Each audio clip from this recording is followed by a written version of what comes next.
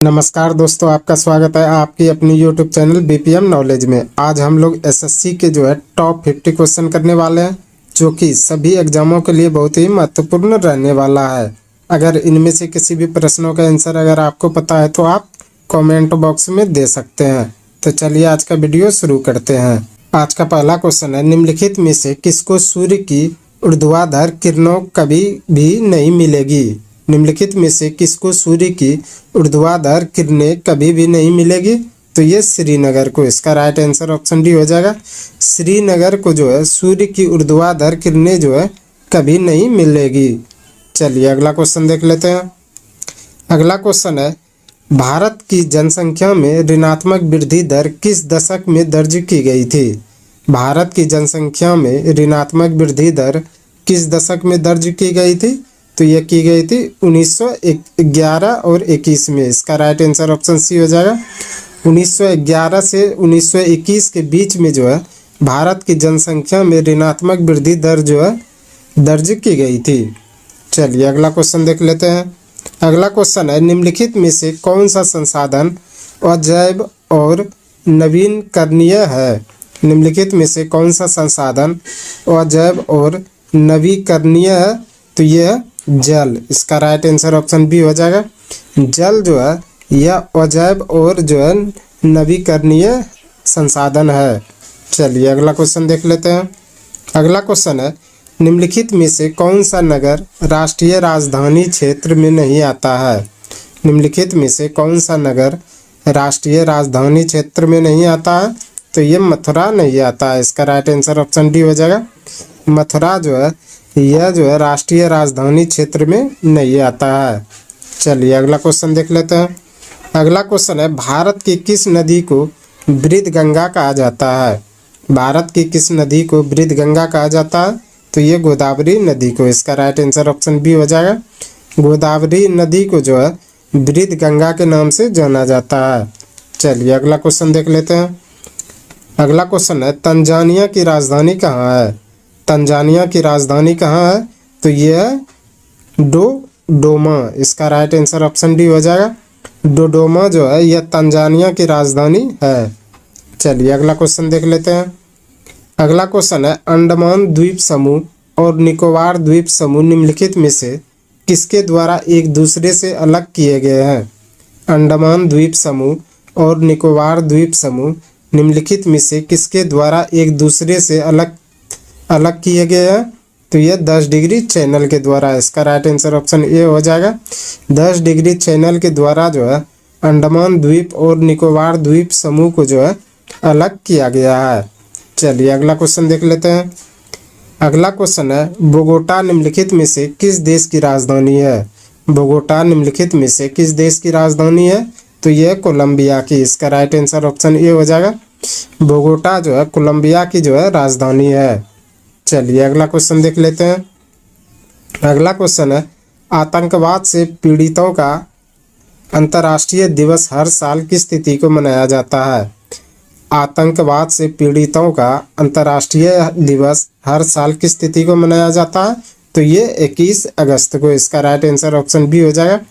21 अगस्त को आतंकवाद से पीड़ितों को अंतर्राष्ट्रीय दिवस के रूप में मनाया जाता है।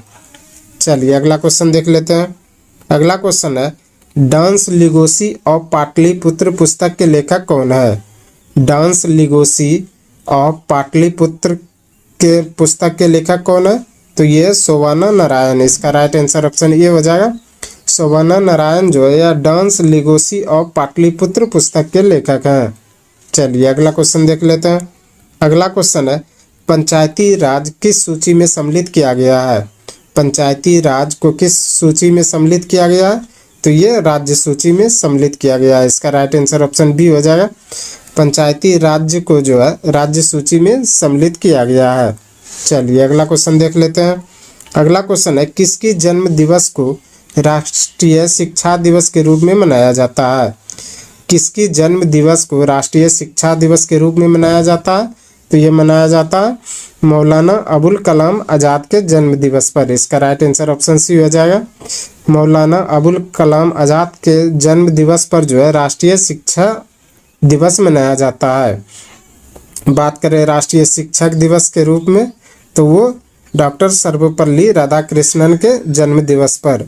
और यह राष्ट्रीय शिक्षा दिवस, दोनों अलग अलग है तो कंफ्यूज नहीं होइएगा, और जो है दोनों को याद कर लीजिएगा। शिक्षा दिवस जो है मौलाना अबुल कलाम आज़ाद पर, और शिक्षक दिवस जो है यह डॉक्टर सर्वपल्ली राधाकृष्णन के जन्म दिवस पर।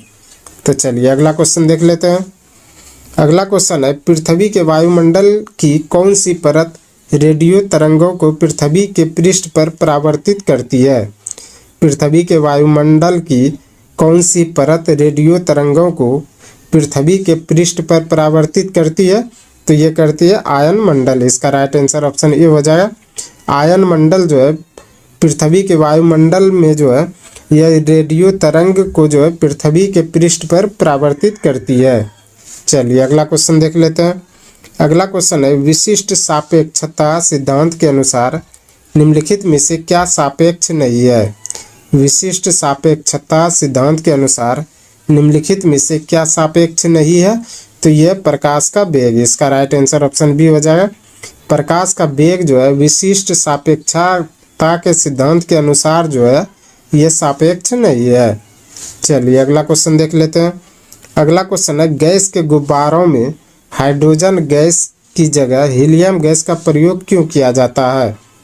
गैस के गुब्बारों में हाइड्रोजन गैस की जगह हीलियम गैस का प्रयोग क्यों किया जाता है? क्योंकि यह अदाहा है। इसका राइट आंसर ऑप्शन सी हो जाएगा। क्योंकि यह जो है अदाहा है, इसी के कारण जो है गैस के गुब्बारों में जो है हाइड्रोजन के जगह जो है हीलियम गैस का प्रयोग किया जाता है। चलिए अगला क्वेश्चन देख लेते हैं। अगला क्वेश्चन है, निम्नलिखित में से किसका पूर्ण अपवर्तनांक 1 के निकटतम होता है? निम्नलिखित में से किसका पूर्ण अपवर्तनांक 1 के निकटतम होता है? तो ये वायु का। इसका राइट आंसर ऑप्शन सी हो जाएगा। वायु का अपवर्तनांक जो है 1 के जो है निकटतम होता है। चलिए अगला क्वेश्चन देख लेते हैं। अगला क्वेश्चन है, माणिक यानी कि रूबी और नीलम किसके ऑक्साइड हैं? माणिक यानी कि रूबी और नीलम जो है किसके ऑक्साइड हैं? तो यह है एल्यूमिनियम के। इसका राइट आंसर ऑप्शन डी हो जाएगा। एल्यूमिनियम का ऑक्साइड कौन कौन सा है? तो माणिक और नीलम। चलिए अगला क्वेश्चन देख लेते हैं। अगला क्वेश्चन है, एक फोटो सेल में प्रकाश ऊर्जा को किस में परिवर्तित किया जाता है? एक फोटो सेल में प्रकाश ऊर्जा को किस में परिवर्तित किया जाता है? तो यह किया जाता है विद्युत ऊर्जा में। इसका राइट आंसर ऑप्शन डी हो जाएगा। विद्युत ऊर्जा में जो है एक फोटो सेल में जो है प्रकाश ऊर्जा को जो है परिवर्तित किया जाता है। चलिए अगला क्वेश्चन देख लेते हैं। अगला क्वेश्चन है, यूस्टोकिलिनिका मानव शरीर के किस भाग में स्थित होती है? यूस्टोकिलिनिका जो है मानव शरीर के किस भाग में स्थित होती है? तो ये कान में। इसका राइट आंसर ऑप्शन बी हो जाएगा। कान में जो है यूस्टोकिलिनिका मानव के शरीर में जो है कान में स्थित होता है। चलिए अगला क्वेश्चन देख लेते हैं। अगला क्वेश्चन है, यदि मनुष्य की एक ही आंख होती तो क्या होता? यदि मनुष्य की एक ही आंख होती तो क्या होता? तो इसका राइट आंसर हो जाएगा बी और सी दोनों। इसका राइट आंसर ऑप्शन डी हो जाएगा। बी और सी दोनों, जिसमें कि दृश्य क्षेत्र कम हो जाता और त्रिविमीय प्रतिबिंब दिखाई नहीं देता। यानी कि 3 साइड जो है दिखाई नहीं देता और जो है दृष्टि क्षेत्र जो है कम हो जाता यदि मनुष्य का एक ही आंख होता तो। चलिए अगला क्वेश्चन देख लेते हैं। अगला क्वेश्चन है, रुधिर स्कंदन में मदद करने वाला विटामिन कौन सी है? रुधिर स्कंदन में मदद करने वाला विटामिन कौन सी है? तो यह विटामिन के। इसका राइट आंसर ऑप्शन डी हो जाएगा। विटामिन के जो है रुधिर स्कंदन में जो है मदद करने वाला विटामिन है। चलिए अगला क्वेश्चन देख लेते हैं। अगला क्वेश्चन है, अनियत तापी प्राणियों के लिए निम्नलिखित में से कौन सा सही है? अनियत तापी प्राणियों के लिए निम्नलिखित में से कौन सा सही है? तो ये उनके शरीर का तापमान वायुमंडल के अनुसार बदलता रहता है। तो इसका राइट आंसर ऑप्शन बी हो जाएगा। उसके शरीर का तापमान वायुमंडल के अनुसार बदलता रहता है, यह जो है अनियत तापी प्राणियों के लिए सही है। चलिए अगला क्वेश्चन देख लेते हैं। अगला क्वेश्चन है, एड्स वायरस का अनुवांशिक पदार्थ क्या होता है? एड्स वायरस का अनुवांशिक पदार्थ क्या होता है? तो ये होता है एक सूची आरएनए। इसका राइट आंसर ऑप्शन ए हो जाएगा। एक सूची आरएनए जो है यह एड्स वायरस का जो अनुवांशिक पदार्थ होता है। चलिए अगला क्वेश्चन देख लेते हैं। अगला क्वेश्चन है, विद्युत निर्यातक विज्ञापन के साइन बोर्ड्स की विषय सूची की रात में पठनशीलता सक्षम रखने के लिए उनमें किस गैस का प्रयोग किया जाता है? विद्युत निर्यातक विज्ञापन के साइन बोर्ड की विषय सूची की रात में पठनीयता सक्षम रखने के लिए उनमें किस गैस का प्रयोग किया जाता है? तो उसमें किया जाता है नियॉन गैस का। इसका राइट आंसर ऑप्शन डी हो जाए। नियॉन गैस का प्रयोग जो है विद्युत निर्यातक विज्ञापन साइन बोर्ड के लिए जो है रात में जो है सही से पढ़ने के लिए जो है उसमें प्रयोग किया जाता है। अगला क्वेश्चन है, पानी से भरे गिलास में बर्फ का एक टुकड़ा तैर रहा है। टुकड़े के पूरे पिघल जाने पर गिलास में पानी का तल क्या होगा? पानी से भरे गिलास में बर्फ का एक टुकड़ा तैर रहा है। टुकड़े के पूरा पिघल जाने पर गिलास में पानी का तल क्या होगा? तो यह अपरिवर्तित रहता है। इसका राइट आंसर ऑप्शन बी हो जाएगा। अपरिवर्तित रहेगा जब पानी से भरे गिलास में बर्फ का एक टुकड़ा तैर रहा है और टुकड़ा के पूरा पिघल जाने से जो है गिलास में पानी का तल जो है अपरिवर्तित रहेगा। चलिए अगला क्वेश्चन देख लेते हैं। अगला क्वेश्चन है, जब किसी धातु को गर्म किया जाता है तो इसका प्रतिरोध क्या होगा? जब किसी धातु को गर्म किया जाता है तो इसका प्रतिरोध क्या होगा? तो यह बढ़ जाता है। इसका राइट आंसर ऑप्शन बी हो जाएगा। जब किसी धातु को गर्म करेंगे तो इसका प्रतिरोध जो है बढ़ जाता है। चलिए अगला क्वेश्चन देख लेते हैं। अगला क्वेश्चन है, सब्जी के रूप में खाए जाने वाला छत्रक है। सब्जी के रूप में खाए जाने वाला छत्रक क्या है? तो यह है कवक। इसका राइट आंसर ऑप्शन बी हो जाएगा। कवक जो है यह सब्जी के रूप में खाए जाने वाला छत्रक है। चलिए अगला क्वेश्चन देख लेते हैं। अगला क्वेश्चन है, डीएनए संरचना का मॉडल किसने दिया था? डीएनए संरचना का मॉडल किसने दिया था?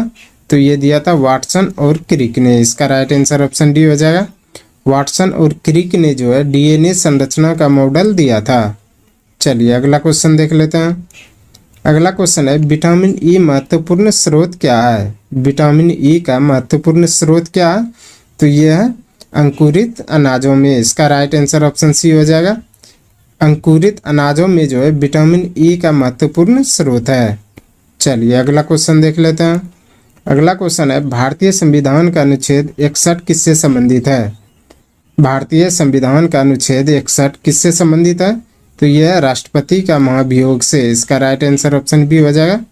राष्ट्रपति का महाभियोग से जो है भारतीय संविधान का अनुच्छेद जो है 61 संबंधित है। चलिए अगला क्वेश्चन देख लेते हैं।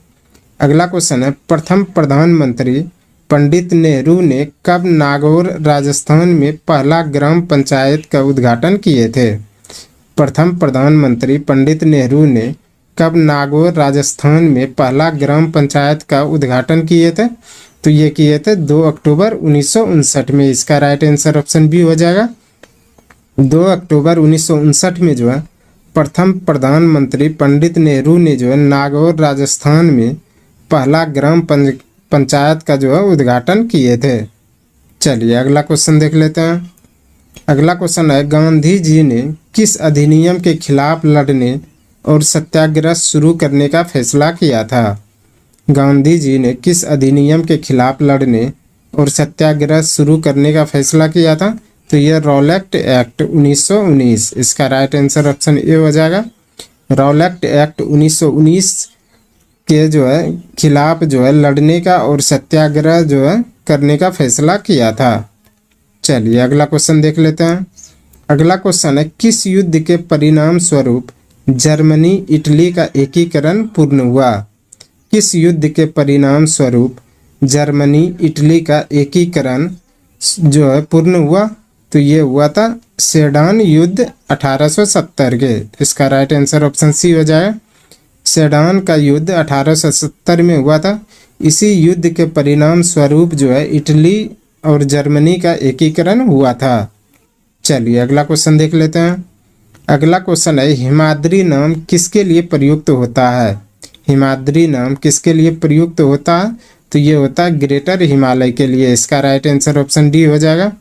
ग्रेटर हिमालय के लिए जो है हिमाद्री नाम जो है प्रयुक्त होता है। चलिए अगला क्वेश्चन देख लेते हैं। अगला क्वेश्चन है, निम्नलिखित में से कौन सा कार्य आरबीआई का नहीं है? निम्नलिखित में से कौन सा कार्य आरबीआई का नहीं है? तो ये रुपये के मूल्य का निर्धारण करना है। इसका राइट आंसर ऑप्शन बी हो जाएगा। रुपये के मूल्य का निर्धारण करना जो है यह आरबीआई का कार्य नहीं है। चलिए अगला क्वेश्चन देख लेते हैं। अगला क्वेश्चन है, निम्नलिखित में से कौन भारत में लोकतंत्र के लिए चुनौती है? निम्नलिखित में से कौन भारत के लिए लोकतंत्र में चुनौती है? तो यह राजनीतिक में धन का प्रयोग। इसका राइट आंसर ऑप्शन सी हो जाएगा। राजनीतिक में धन का प्रयोग जो है यह भारत में लोकतंत्र के लिए चुनौती है। चलिए अगला क्वेश्चन देख लेते हैं। अगला क्वेश्चन है, निम्नलिखित में से कौन सा भारत की सर्वाधिक ऊंचा पर्वत शिखर है? निम्नलिखित में से कौन सा भारत का सर्वाधिक ऊंचा पर्वत शिखर है? तो यह है K2। इसका राइट आंसर ऑप्शन ए हो जाएगा। K2 जो है यह भारत की सर्वाधिक ऊंचा पर्वत शिखर है।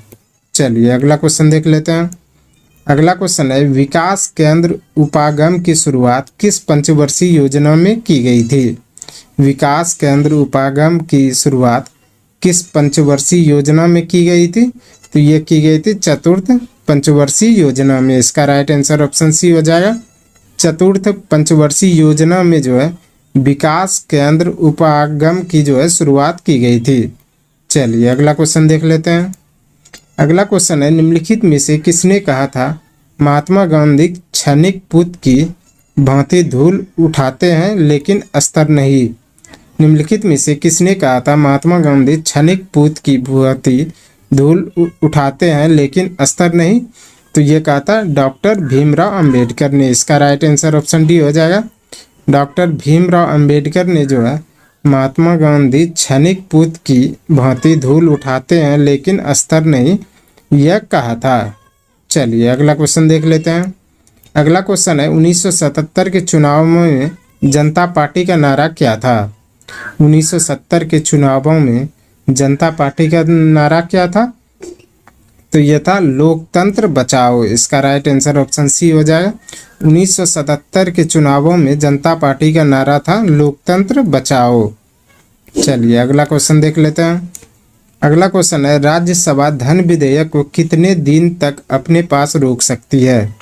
राज्यसभा धन विधेयक को कितने दिन तक अपने पास रोक सकती है? तो ये 14 दिन तक है। इसका राइट आंसर ऑप्शन डी हो जाएगा। 14 दिन तक जो है राज्यसभा धन विधेयक को रोक सकती है। चलिए अगला क्वेश्चन देख लेते हैं। अगला क्वेश्चन है, भारतीय वास्तुकला में सुर्खी का प्रारंभ किसके द्वारा हुआ? भारतीय वास्तुकला में सुर्खी का प्रारंभ किसके द्वारा हुआ? तो ये कुषाणों के द्वारा हुआ था। इसका राइट आंसर ऑप्शन ये हो जाएगा। कुषाणों के द्वारा जो है भारतीय वास्तुकला में सुर्खी का प्रारंभ हुआ था। चलिए अगला क्वेश्चन देख लेते हैं। अगला क्वेश्चन है, निम्नलिखित में से कौन सा एक स्वरोजगार कार्यक्रम है? निम्नलिखित में से कौन सा एक स्वरोजगार कार्यक्रम है? तो यह है स्वर्ण जयंती ग्राम स्वरोजगार योजना। इसका राइट आंसर ऑप्शन सी हो जाएगा। स्वर्ण जयंती ग्राम स्वरोजगार योजना जो है यह एक रोजगार कार्यक्रम है। चलिए अगला क्वेश्चन देख लेते हैं।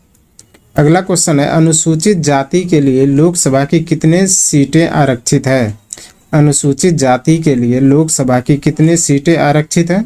तो यह 84 सीटें। इसका राइट आंसर ऑप्शन सी हो जाएगा। 84 सीटें जो है यह अनुसूचित जाति के लिए लोकसभा में सीटें आरक्षित है। चलिए अगला क्वेश्चन देख लेते हैं। अगला क्वेश्चन है, भारत में कृषि जन्य पदार्थों हेतु दिया जाने वाला श्रेणी मापदंड क्या है? भारत में कृषि जन्य पदार्थों हेतु दिए जाने वाला श्रेणी मापदंड क्या? तो यह है एक मार्ग। इसका राइट आंसर ऑप्शन ए हो जाएगा। एक मार्क जो है यह भारत में कृषि जन्य पदार्थों हेतु जो है दिए जाने वाला श्रेणी मापदंड है। चलिए अगला क्वेश्चन देख लेते हैं। अगला क्वेश्चन है, भारतीय संविधान में मूल रूप से कितने मौलिक अधिकार प्रदान किए गए थे? भारतीय संविधान में मूल रूप से कितने मौलिक अधिकार प्रदान किए गए थे? तो 7। इसका राइट आंसर ऑप्शन ए हो जाएगा। 7 जो है भारतीय संविधान में मूल रूप से जो है मौलिक अधिकार प्रदान किए गए थे। चलिए अगला क्वेश्चन देख लेते हैं। अगला क्वेश्चन है, सूचना का अधिकार एक कानून है जो लोगों को किसका अनुमति प्रदान करता है? सूचना का अधिकार एक कानून है जो लोगों को किसका अनुमति प्रदान करता है? तो ये सरकार क्या कर रही है? इसका राइट आंसर ऑप्शन सी हो जाएगा। सरकार क्या कर रही है? ये सूचना का अधिकार एक कानून अधिकार है जो लोगों को जो है किसका अनुमति प्रदान करता है। चलिए अगला क्वेश्चन देख लेते हैं।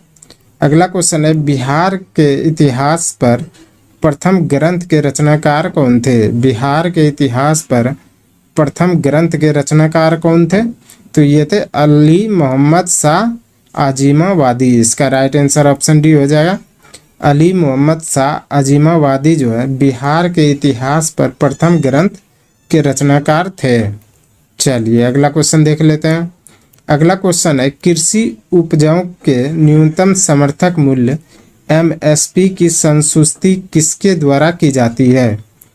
कृषि उपजाओं के न्यूनतम समर्थक मूल्य एमएसपी की संतुष्टि किसके द्वारा की जा सकती है? तो ये CACP द्वारा। इसका राइट आंसर ऑप्शन ए हो जाएगा। CACP द्वारा जो है यह कृषि उपजाओं को जो है न्यूनतम समर्थक मूल्य MSP जो है संतुष्टि की जाती है। चलिए अगला क्वेश्चन देख लेते हैं। आज का अंतिम क्वेश्चन है, निम्नलिखित में से कौन सा ऊर्जा का गैर परंपरागत स्रोत नहीं है? निम्नलिखित में से कौन सा ऊर्जा का गैर परंपरागत स्रोत नहीं है? तो यह है कोयला। इसका राइट आंसर ऑप्शन बी हो जाएगा।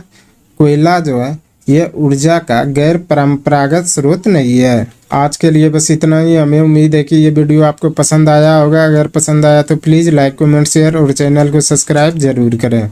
धन्यवाद।